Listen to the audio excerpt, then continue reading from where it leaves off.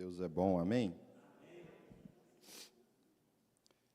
Queria só ler aqui rapidamente, só para me lembrar uma passagem.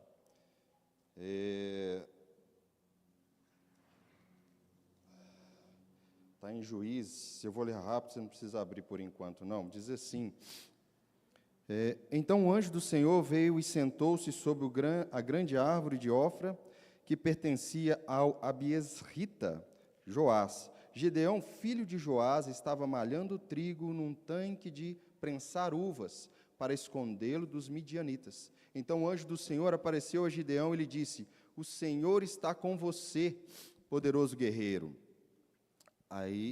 Senhor, Gideão respondeu: se o Senhor está conosco, por que aconteceu tudo isso?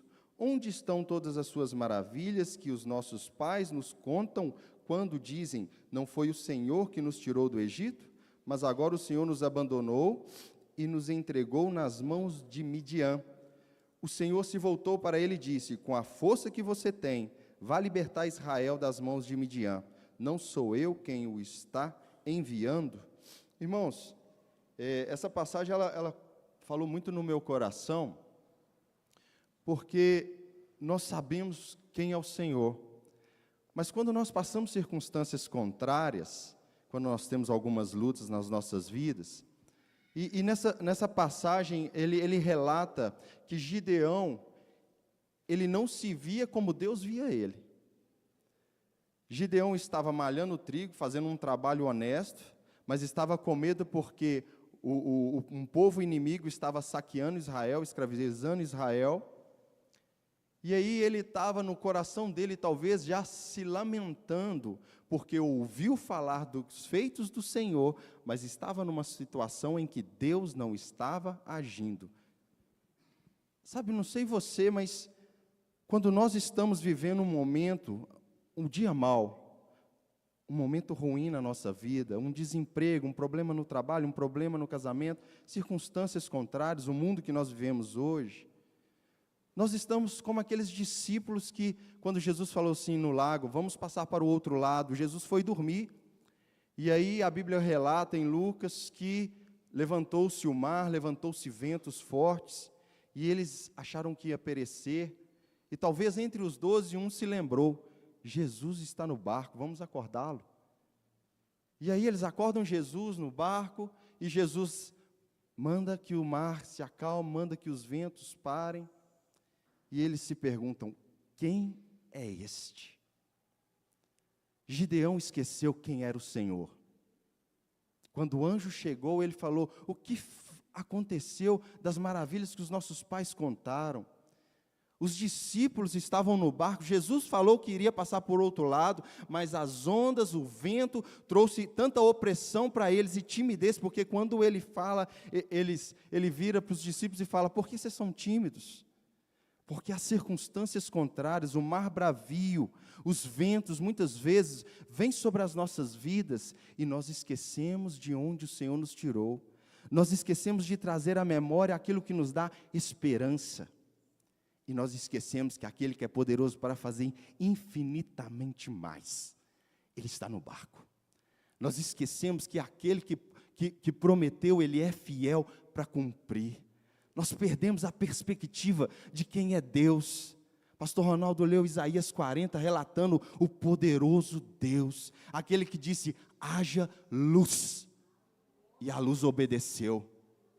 Ele leu que as estrelas são chamadas pelo nome, e todas se apresentam, nenhuma falta, diante da presença dEle. Mas nós, muitas vezes, nas circunstâncias contrárias, esquecemos. Os discípulos chegaram a dizer, mesmo já convivendo com ele, vendo as maravilhas, chegaram a perguntar: quem é este? Nós precisamos trazer à memória: quem é este? Quem é este que nós servimos?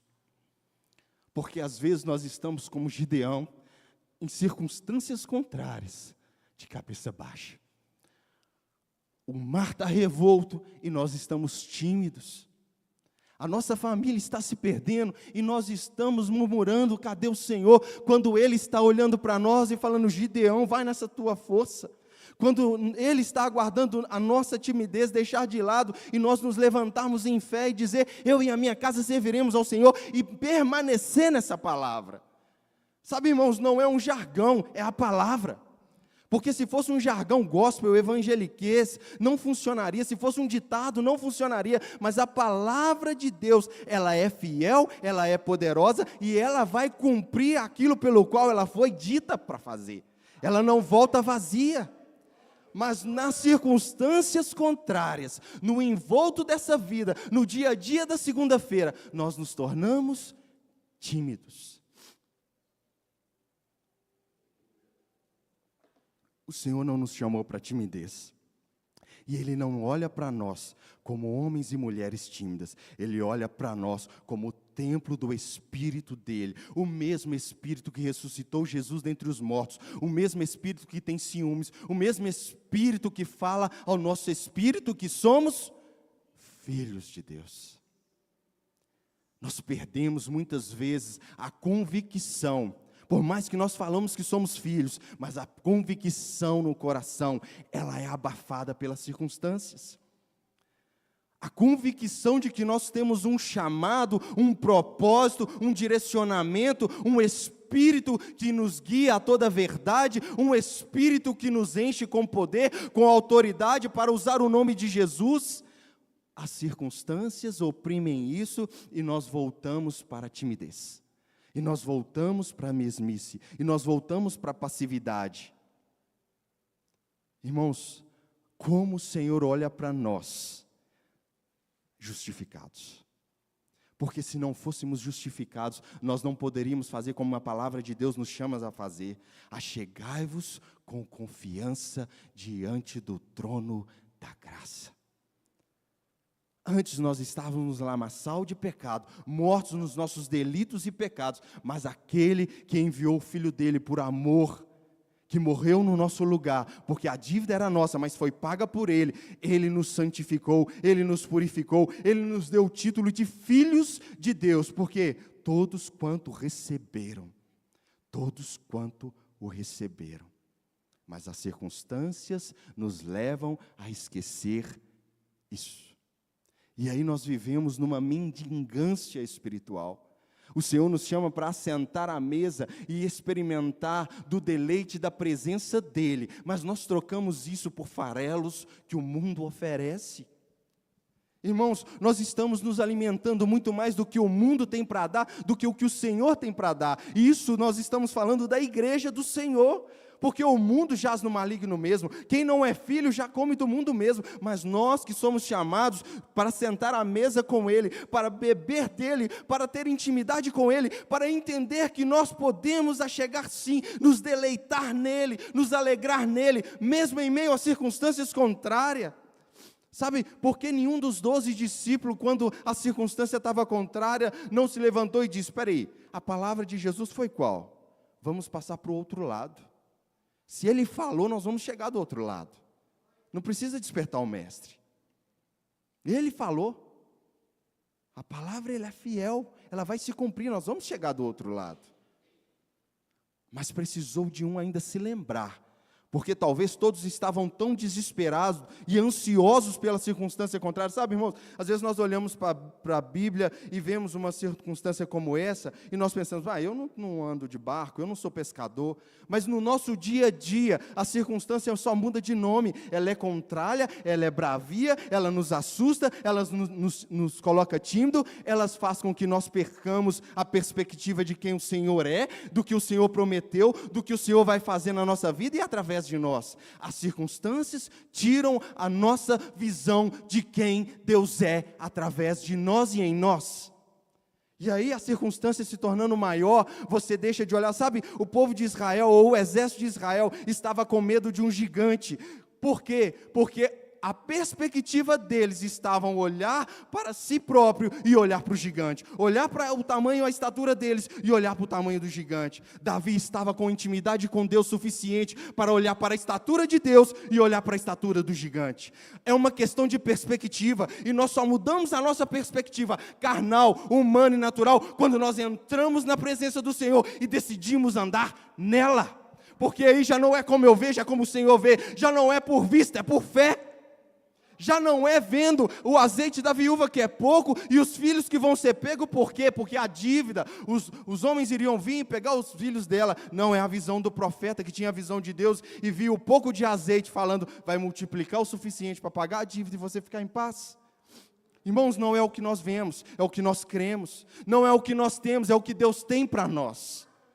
Então nós não caminhamos nesse mundo com a perspectiva que o mundo prega ou que a natureza prega. Nós andamos nesse mundo com a perspectiva do que o Senhor disse para nós. E aí então nós precisamos andar com quem disse para nós. Nós precisamos ter intimidade com Ele. Nós precisamos estar aberto e o coração aberto para receber do que vem do Senhor para nós. A Bíblia diz que se nós cremos, rios de água viva iriam fluir de onde? Do nosso interior. Mas sabe, irmãos, nós estamos vivendo numa passividade tão grande, mesmo tendo esse rio fluindo e disponível para nós, que nós precisamos beber do que o outro tem para nós. O Senhor quer entregar dele para nós um pão fresco diário. O Senhor quer falar ao nosso espírito palavras de revelação, de vida para a segunda-feira. E Ele aguarda que nós chegamos diante do trono dEle. Ele aguarda essa intimidade, Ele aguarda essa comunhão. Mas nós vivemos uma vida natural. Irmãos, nós não nos tornamos crentes quando entramos naquela porta. Nós somos cristãos, nós somos crentes, nós somos filhos todos os dias, 24 horas por dia. Eu sou crente com a minha esposa, eu sou crente com meus filhos, eu tenho que ser crente no meu trabalho, eu sou crente, eu sou filho de Deus. Não é uma identidade dentro de quatro paredes, é uma identidade de vida. Da mesma forma que eu respiro aqui, respiro em casa, eu sou crente aqui, sou crente em casa. Então eu quero experimentar, e eu preciso experimentar, eu preciso me alimentar, eu preciso caminhar com esse Deus, porque não dá para viver num mundo em que jaz o maligno, e eu não vivendo com Deus. Dizem que em cima do muro é do diabo, né, irmãos? Então o crente fica do lado de Deus. Não existe essa coisa de você ser crente mais ou menos. Não existe essa coisa, irmãos. Nós viemos de uma cultura, e muitos vieram, eu não, graças a Deus, mas muitos vieram de uma cultura em que um homem vestido de preto falava com Deus e falava conosco. Mas sabe, nós não somos dessa cultura, nós somos corpo de Cristo. O Espírito Santo não está num sacerdote, ele está em cada membro do corpo de Cristo. O Espírito Santo não escolhe uns para falar e outros para não falar. Ele fala com todos que estão abertos a dar ouvido à sua voz. Se hoje ouvir a voz do Senhor, seu Deus, quem quer ouvir a voz do Senhor? Quem está disposto a dar ouvidos à voz? Quem está disposto a buscar o Senhor em primeiro lugar, em buscar o reino dEle em primeiro lugar, porque as outras coisas, irmãos, Ele colocou tudo num pacote e serão acrescentadas.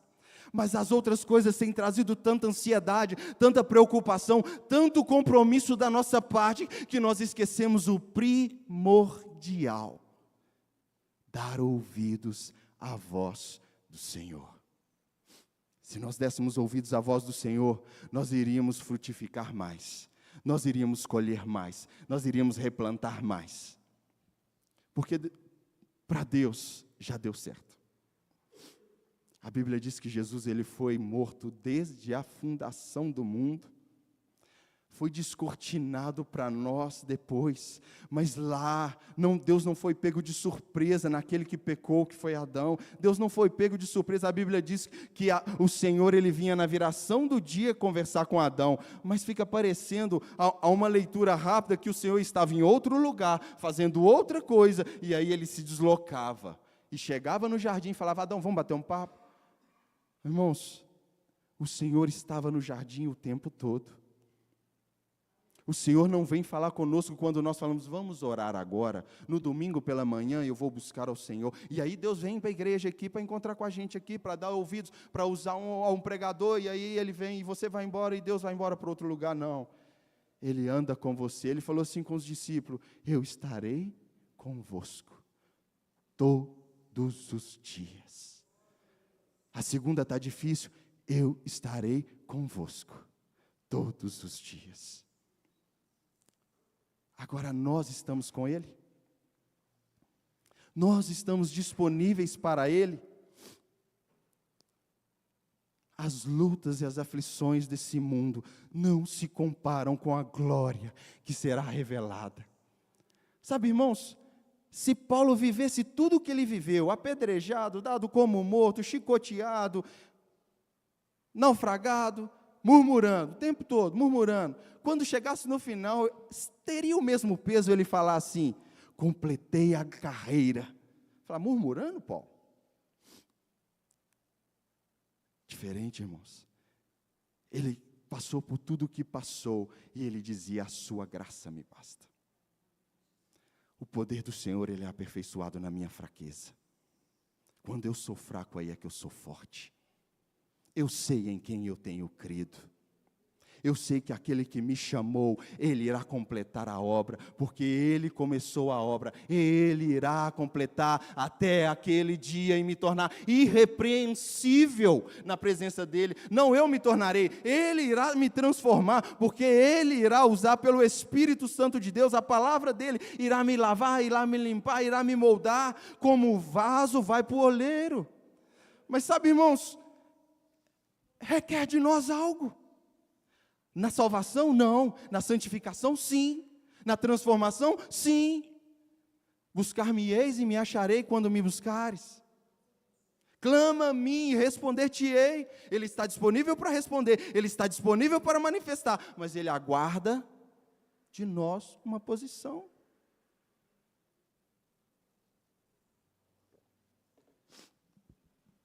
Exposição e disposição. Nós precisamos nos expor à palavra de Deus, nós precisamos nos expor à presença de Deus, à unção manifesta do Espírito, mas nós precisamos estar dispostos a mudar. Judas esteve exposto a Jesus, o Evangelho vivo. Ele ouviu a pregação que todos os outros ouviram, ele viu Jesus curar como todos viram, ele foi até usado para pregar, ele esteve exposto. Mas ele não esteve disposto. Irmãos, tempo de crente não transforma crente. Cultos atrás de cultos não transforma a vida de ninguém, se não houver uma disposição no meu coração. Se eu ouvir a palavra no domingo, e na segunda-feira eu me tornar outra pessoa, e nem der ouvidos à semente que foi lançada, não é assim? A semente ela é lançada, ela cai no nosso coração, agora depende do nosso coração, da disposição da terra, frutificar, ou ser morta pelas coisas do mundo, pelo amor das coisas do mundo, pelas riquezas, pela atração do que o mundo tem. Se nós amarmos o mundo, o amor do Pai não está em nós. Sabe, irmãos, nós lemos, mas muitas vezes nós não paramos para pensar assim: eu não amo o mundo, mas eu quero olhar para a minha vida e ver como é o meu procedimento diário. Porque não adianta eu falar eu não amo o mundo, mas o meu procedimento é outro. O meu amor está nas riquezas, nas coisas. Se a minha preocupação e a minha ansiedade está voltada para as coisas do mundo. Eu sou crente, eu amo o Senhor com toda a minha força, mas eu vivo ansioso. Eu vivo preocupado. Eu vivo pensando no dia de amanhã. Eu ouvi um negócio esses dias que... Repara eu ficar tomando água, não, irmãos, eu estou tomando um remédio que parece que seca o cérebro. Então tem que ficar hidratando. Na vida, você vai usar uma das duas bacias. Ou você vai usar a bacia de água que Jesus usou, ou você vai usar a bacia de água que Pilatos usou. Ou você vai pegar a bacia de Pilatos e lavar as mãos e não importar com as coisas que acontecem. Ou você vai pegar as bacias de Jesus e lavar os pés dos irmãos e importar com o que Deus importa. Mesmo sendo crente. Irmãos, não tem como você ter uma filiação de Deus e não se importar com as coisas de Deus. Contradiz você crer que vai morar no céu e não amar as coisas do céu. Contradiz nós dizermos que nós almejamos Maranata, ora vem Senhor Jesus, mas não vivemos uma vida com Jesus. Nós nos contradizemos com a nossa atitude e com o que nós falamos. Então nós temos que parar para ver o que nós estamos falando e comparar com a atitude que nós estamos tendo. Nós cremos que temos que amar o próximo, nós cremos que precisamos perdoar, é bíblico, sabemos disso. Mas quanto perdão ou quanta mágoa está reservada no nosso coração? Quanta falta de perdão está aí, irmão? Que você se acostumou com ela, toma ceia e nem repara. Mas talvez aquela pessoa está aguardando você realmente perdoá-la, você mandar uma mensagem, ligar, dar um abraço. Nós temos a tendência de acostumar com tudo, até com dor. Você já teve alguma dor no corpo que, dependendo do jeito que você sentava, ela melhorava? Você demorou a ir no médico ou tomar um remédio, porque você fala, não, mas se eu sentar mais assim, ó, aí não dói muito a coluna, não. Aí você fica assim. Não, se eu andar com o pé um pouco mais levantado, o dedo não dói. Acostumamos até com dor. Nós acostumamos com o mundo. A Bíblia fala, não vos conformeis com esse mundo. Ou nós estamos sendo transformados pela palavra, ou nós estamos sendo moldados pelo mundo. Ou nós estamos nos expondo e nos dispondo a ser transformado pela palavra, ou o dia a dia tem nos moldado as coisas do mundo, e nós estamos conformados com esse mundo. O Senhor nos chamou com um propósito, com um plano. Ele tem uma grande obra para fazer através de nós. E sabe, quando nós falamos que grande é a obra, não significa que nós seremos pregadores, que nós cantaremos para o mundo. A grande obra na perspectiva de Deus é fazer aquilo pelo qual Ele me salvou e me criou para fazer. Eram 12 discípulos, mas não foram todos que escreveram no Novo Testamento. Tem discípulo que andou com Ele, que operou milagres, mas não escreveu, não se tornou famoso. Mas estavam lá no dia de Pentecoste, foram cheios do Espírito Santo, falaram em outras línguas, saíram para pregar o Evangelho, mas não foi dito o nome deles, não relatou o nome deles na Bíblia. Então, grandeza, na perspectiva de Deus, é fazer aquilo pelo qual eu fui criado e chamado para fazer, não é na perspectiva do homem. Mas aquilo que você foi criado e chamado para fazer, Deus está aguardando um posicionamento seu para que você faça. Se você é a intercessora do seu lar, Deus está esperando um posicionamento seu.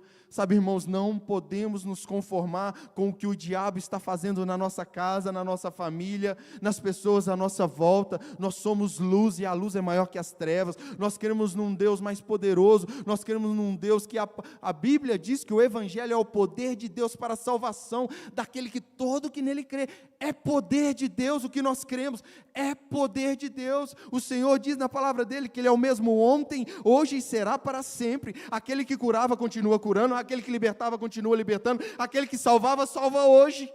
Então nós não podemos, na perspectiva natural, olhar para alguém que nós gostamos, que nós amamos e falar, esse aí não tem jeito, para esse não tem jeito, para um assassino chamado Saulo teve jeito, para um homem que estava crucificado ao lado de Jesus e que merecia estar lá, no último segundo teve jeito, porque para Deus nada é impossível. A perspectiva é outra.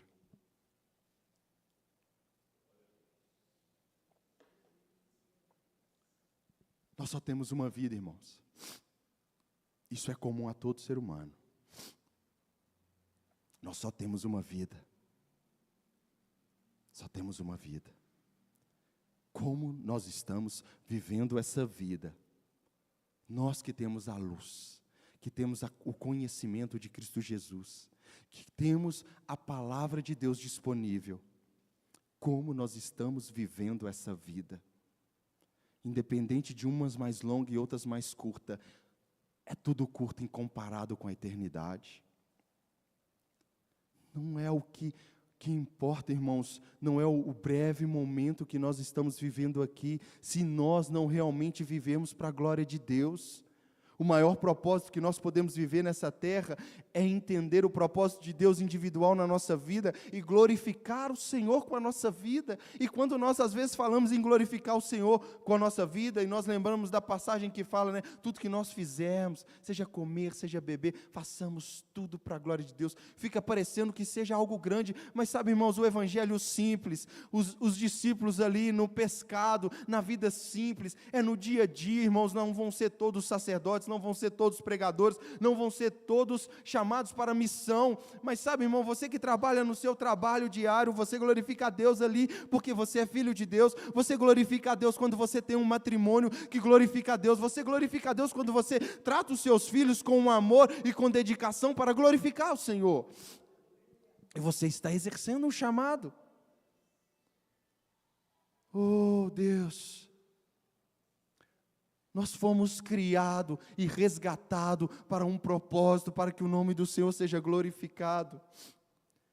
E sabe, irmãos, nós temos que trazer à memória muitas vezes, porque quando talvez nós recebemos esse chamado, quando nós aceitamos ou Jesus nos aceitou, nós estávamos intenso nisso, nós estávamos intenso em Deus, nós estávamos intenso nessa intimidade, mas o tempo passou. E aquela palavra que é a mesma que você ouve hoje, que te alegrava, não faz efeito nenhum. A palavra mudou ou nós mudamos? O evangelho perdeu o poder ou a minha dedicação, disposição de receber a semente, o meu coração endureceu ao longo do tempo? Nós somos separados para viver a santificação. Nós somos separados desse mundo, santificados em Deus, para não nos conformar com esse mundo, para não viver como qualquer um. Nós não falamos aqui, nós só vivemos uma vez, irmão. A brevidade dessa vida, como nós estamos tratando a brevidade dessa vida, como nós iremos chegar diante do Senhor com a vida que Ele nos deu para viver. Como nós estamos vivendo no nosso dia a dia, não nos apercebemos. Em Salmos fala assim, Salmo 90, 12, ensina-nos a contar os nossos dias, para que o nosso coração alcance sabedoria. A palavra de Deus fala que os dias são maus. Como nós estamos nos apercebendo no nosso dia a dia? Entra semana e sai semana a mesma coisa. Eu acredito que você também é como eu, todo início de ano tem algumas promessas, algumas decisões. Esse ano eu vou fazer isso, esse ano eu vou fazer aquilo. Nós estamos findando um ano. Esse ano está sendo um ano novo, ou está sendo uma repetição de todos os anos? Eu tenho sido o mesmo marido, eu tenho sido o mesmo crente, e eu acredito que você faz isso. Em janeiro, eu vou buscar mais o Senhor esse ano eu vou ler a Bíblia toda, eu vou meditar mais, eu vou me importar mais, eu vou exercer meu ministério, mas nós estamos findando um ano, em várias áreas da nossa vida, analise a sua. Onde está sendo realmente um ano novo, ou você está replicando mais um ano da mesma forma? A vida de um justo é como a luz da aurora, ela não diminui, ela aumenta. Se nós entrarmos no rio de Deus, nós não ficamos molhando o pé, nós molhamos o joelho e nós adentramos cada vez mais. Buscar ao Senhor é tão maravilhoso, porque a intensidade aumenta, a revelação aumenta, porque Ele é infindável, Ele é insondável. Mas nós estamos acuados, tímidos. Irmãos, eu não sei se você tem essa percepção, mas nós estamos vivendo um tempo em que as coisas estão piorando. Tudo que nós vemos, em todos os âmbitos, o homem está decaindo numa velocidade tão grande. A economia, as guerras e as outras coisas. E sabe, irmãos, não sei se você tenha percebido isso, as coisas que nós estamos vendo no mundo, ela está sendo como um imã para nos roubar a paixão por Deus. O esfriamento, a Bíblia fala dos últimos tempos do esfriamento. Se nós não nos apegarmos ao Senhor e buscar intensidade no Senhor, nós estamos levados a esfriar mesmo estando na igreja. Irmãos, dizer que somos capazes de ser alimentados espiritualmente suficiente numa palavra de um domingo ou de uma quarta-feira, é a mesma coisa de dizer que o almoço de domingo foi tão bom, que eu só voltei a comer no próximo domingo. Eu não precisei comer mais. Eu tomei tanta água domingo passado que só hoje que eu estou tomando água. É impossível. É impossível um crente saudável, um homem interior saudável, se alimentar tão pouco, se dedicar tão pouco, se prostrar diante do Senhor tão pouco, expor tão pouco a palavra de Deus. É impossível uma vida espiritual saudável, da mesma forma que é impossível um físico saudável, sem os nutrientes dessa terra. É impossível. E sabe, a inanição, ou a falta dessa energia, dessas proteínas, do que o corpo precisa, ela não alarma de uma vez. Você não fica anêmico de um dia para o outro, fisicamente falando, da mesma forma, espiritualmente você não morre por dentro de uma hora para outra, você vai esfriando. E talvez quando perceber, você já está gelado.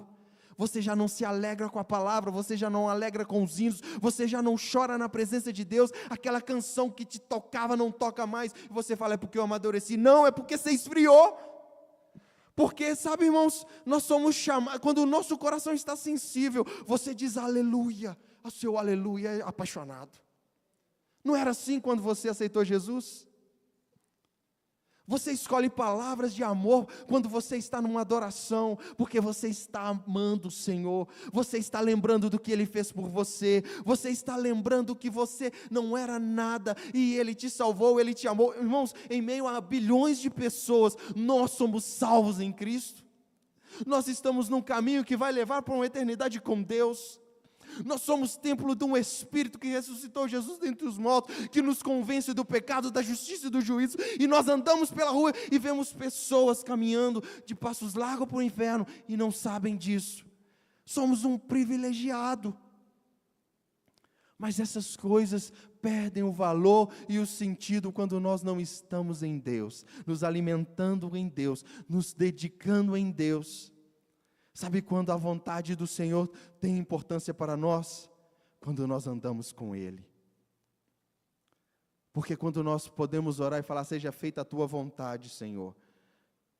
Se nós não estamos andando com Ele, nós não aceitamos, porque nós não compreendemos muitas vezes. Porque a vontade do Senhor, ela é boa, ela é agradável e perfeita, para Ele e na ótica dEle.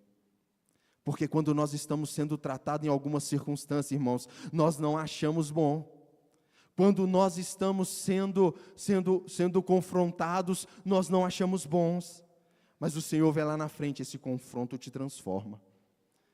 Sabe, irmãos, um machucado às vezes está inflamado e tem uma casca. Sabe como que vai curar esse machucado? Fazendo dor, tirando a casca, porque está inflamado por baixo. Naamã, enquanto ele não se dispôs a tirar a couraça de general, e se humilhar, e mostrar que ele era um leproso, debaixo daquela couraça, e talvez das estrelas de guerra.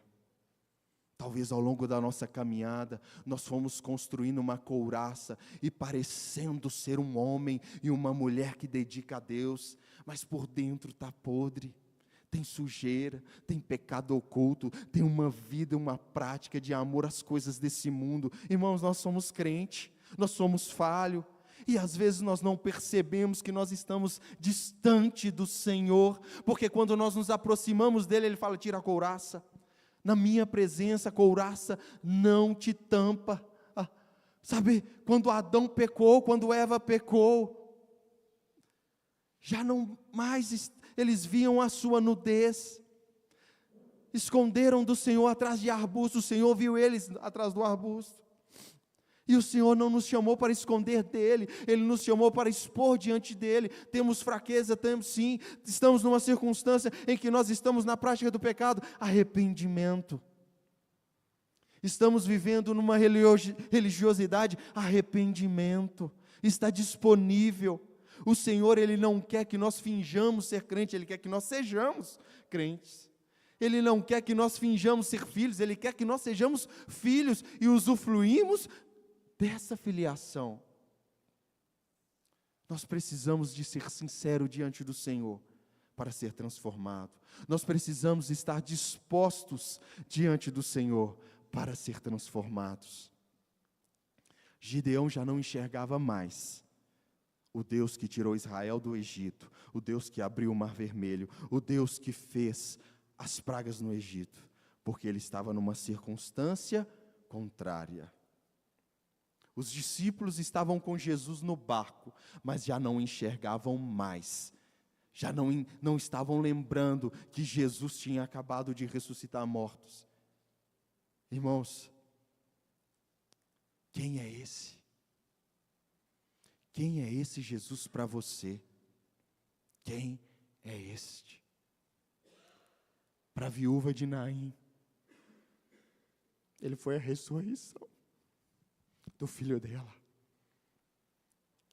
Para aquele povo faminto, ele foi a multiplicação de pães.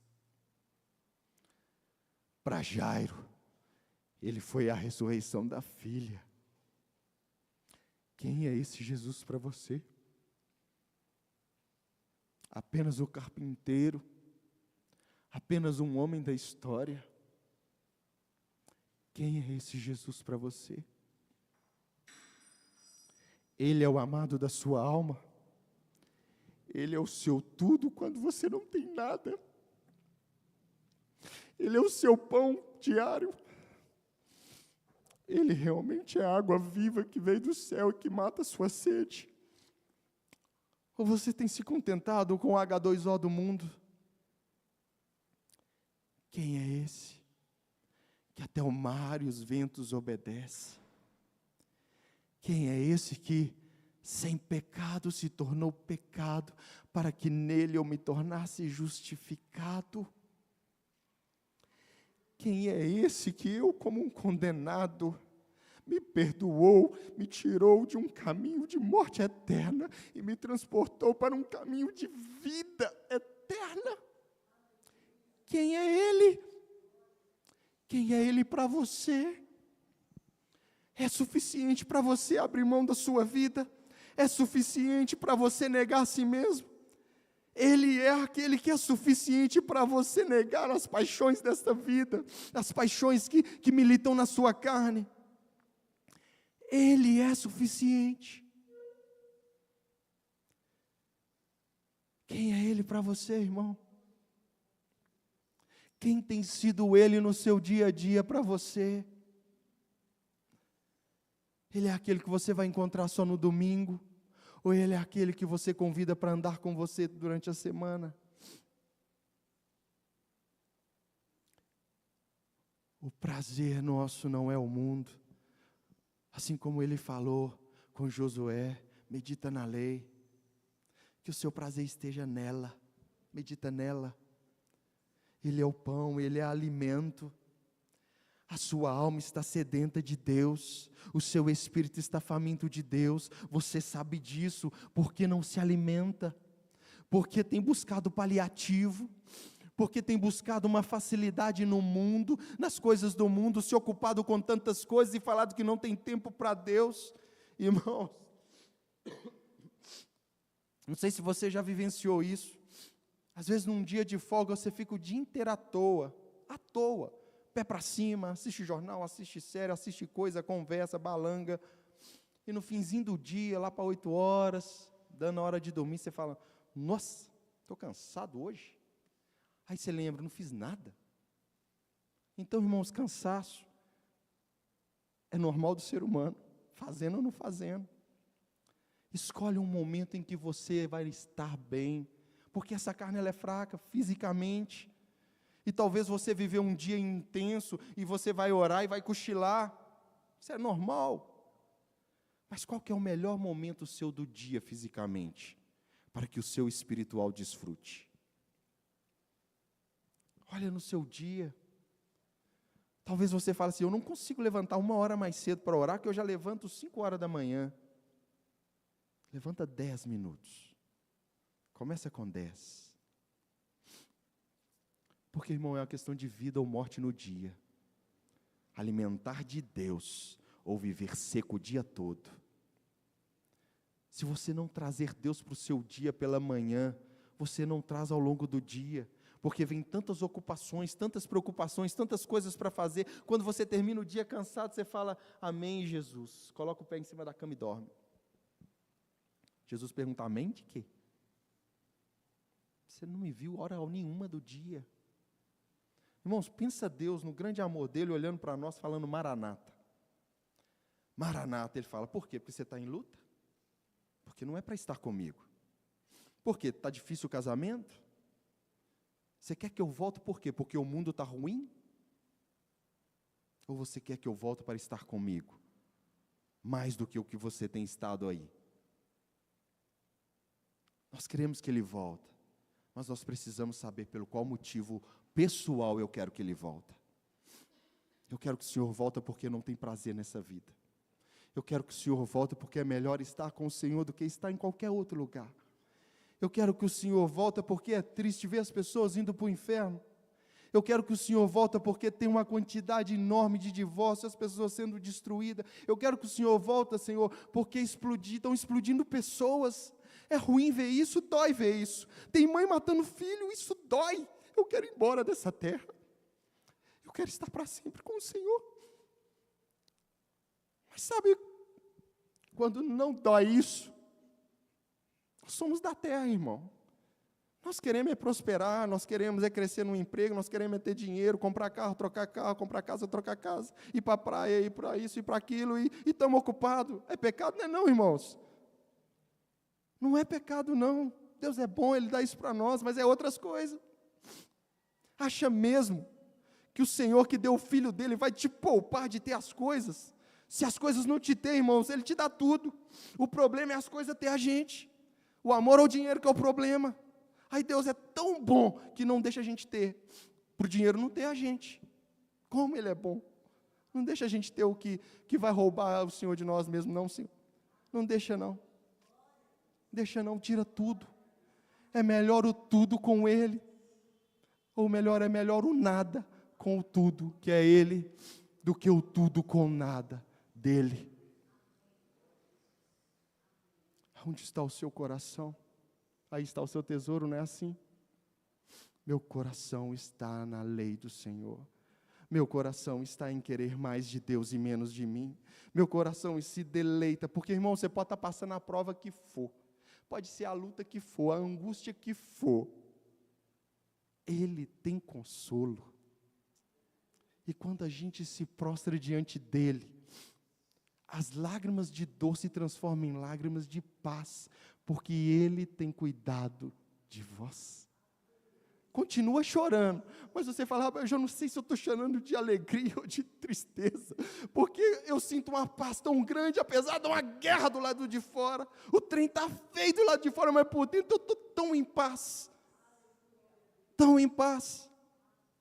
Aquele Pedro que arrancou a orelha daquele homem, estava dormindo, quando foi preso, em Atos fala, Pedro estava dormindo, um anjo deu nele um cutucão lá, deve ter dado um chute na canela dele, acorda aí, ô pescador. Ele estava dormindo, irmão, só dorme quem está em paz. Não sei você, mas eu já me preocupei suficiente para ficar acordado. É falta de fé, né, irmão? Mas já, não sei você, mas quem está em paz dorme. Dorme. E sabe esse Pedro? Ele não sabia, mas de manhã iam arrancar ele o pescocinho fora. Ele ia estar diante de magistrados que tinham autoridade, irmãos, para matar ele. Ele estava tirando um cochilo gostoso na cadeia, dormindo. Só dorme quem anda com Jesus, irmão. Em meio às lutas. Só se alegra em meio às provas quem conhece Jesus. Quem sabe quem é este. Mas só sabe quem é este quem anda com ele. Pedro andou. Pedro andou, tomou um sanfonão, teve revelação, tu és o Filho de Deus, no outro dia ninguém vai te matar não, e andou com Jesus. E o nosso convite é para andar com Ele, não só para ser crente. O nosso convite é para estar com Ele. O nosso convite, ou vinde e andar com Ele. Anda na minha presença. Sabe, a presença dEle está em todo lugar, mas andar e escolher andar na presença com Ele é uma decisão nossa. Está andando na presença de quem? Das coisas do mundo? Ou na presença dEle? Porque na presença dEle você é constrangido a ser santo. Na presença dEle você é constrangido a não murmurar.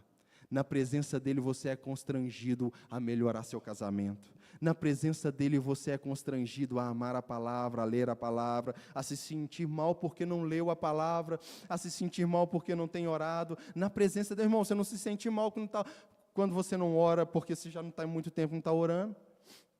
Você não sente falta. Você não sente falta da presença do Senhor se você não vive na presença do Senhor. Você vai se acostumando com a falta dela e acha normal.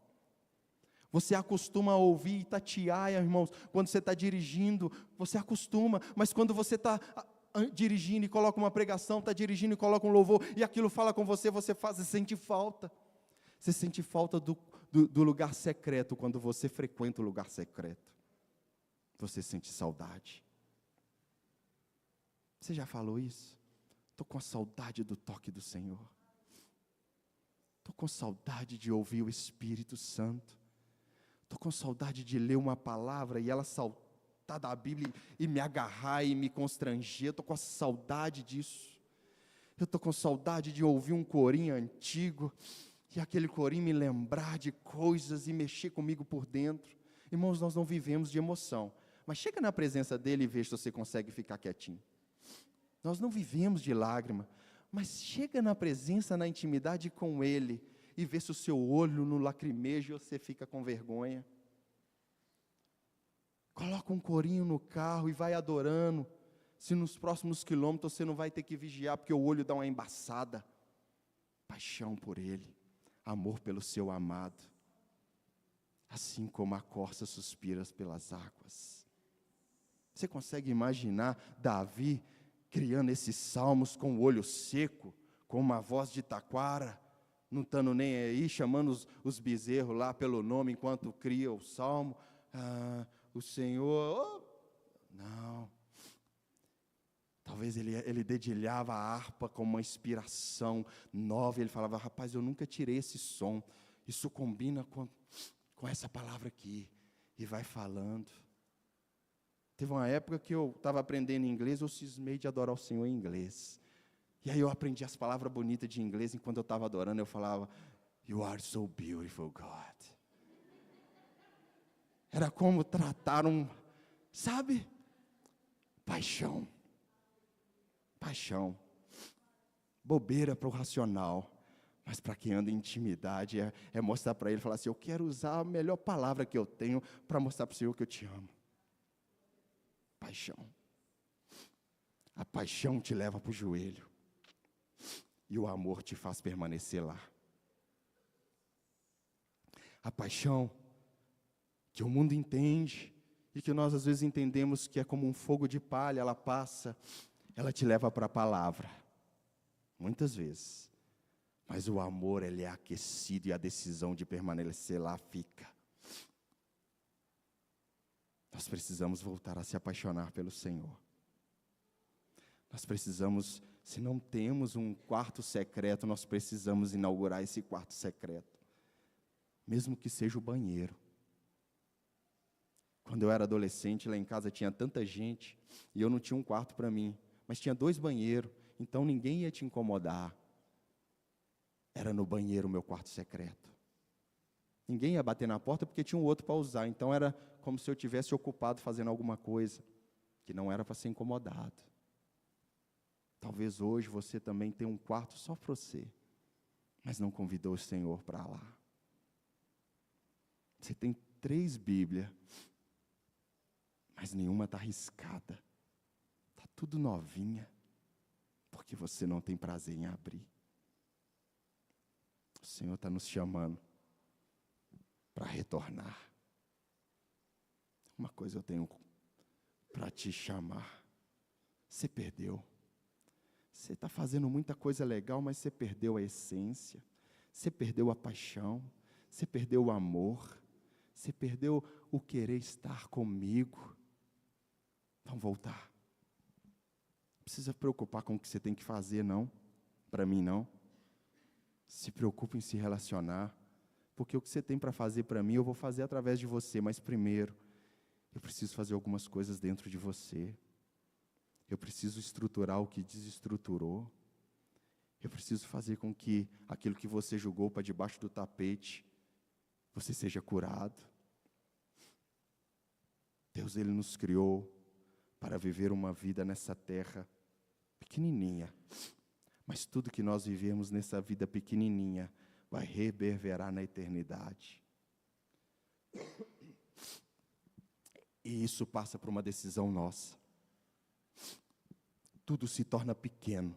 Tudo se torna pequeno num funeral. Tudo. Quantos carros teve? Se teve ou não? Quantos projetos deu certo? Quantos não? Se morou de aluguel numa mansão? Se casou, se não casou? Se teve filho, se não teve? Se foi pobre ou se foi rico? Num funeral não tem valia alguma. Mas uma coisa tem valia, que só o defunto vai ouvir: vinde, bendito do meu Pai. Talvez a gente vai estar num funeral e vendo aquela pessoa e talvez não tenha história nenhuma para nós. Mas foi um dos maiores intercessores, ou cumpriu o propósito. E aí ela vai estar ouvindo a voz. Ao soar da última trombeta, se nós não virarmos presunto antes, os mortos ressuscitarão primeiro. E nós que estivermos vivos, seremos transformados. Vai soar a trombeta. Ele prometeu. Vai soar.